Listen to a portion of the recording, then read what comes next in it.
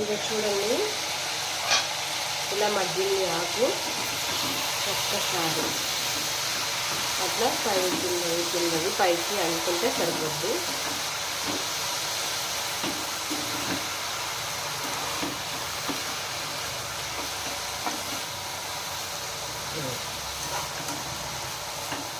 ఒక్క 2 నిమిషాలు మళ్ళీ మగ్గనిద్దాం.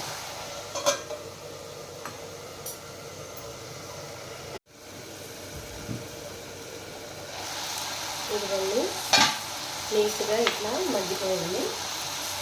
ఒకసారి దాన్ని కింద వైపు ఉన్నాయన్నీ పైకి అంతా చూడండి, వాటర్ అంతా వెళ్ళిపోయింది, నీట్గా రెడీ అయిపోయింది. టమాటాలు కూడా మగ్గిపోయినాయి. సరే, కావాల్సినట్టు కరెక్ట్గా మగ్గింది. ఇంకా అందులోనే కొద్దిగా చింతపండు వేసుకోండి. నేను తగ్గించి వేస్తున్నాను. చిన్నపాయలు ఇవ్వండి, మెంతులు, జీలకర్ర ఈ 2 కూడా ఆ వేడికి కరెక్ట్గా వస్తుంది.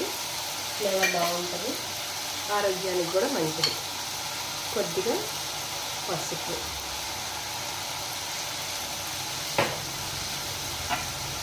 ఆ వేడి మీదనే కొంచెం కొత్తిమీర వేసుకుంటే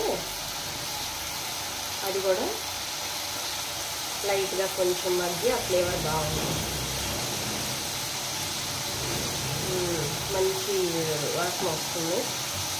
దాని మీదనే కొంచెం కరివేపాకు 4 రెబ్బలు వేసుకుంటే చూసి అన్నీ కడిగి పెట్టుకున్నాను ముందుగానే.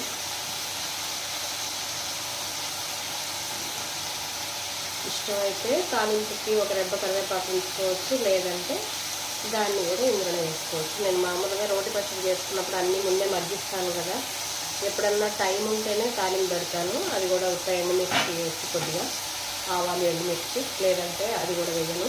కానీ బాగా టేస్టీగా ఉంటుందండి. స్టవ్ ఆపేస్తున్నాను.